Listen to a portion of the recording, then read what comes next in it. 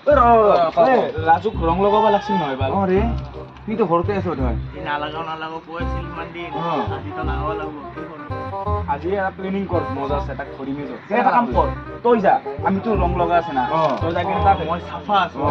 আমি লুকাই থাকিম তাৰপিছত ৰং লগাম তহঁতে চাইডত লুকাই থাকিবি হা সি অহাৰ লগে লগে তাক জাপৰি মৰি ধৰি ইয়াতে লুকা তই যা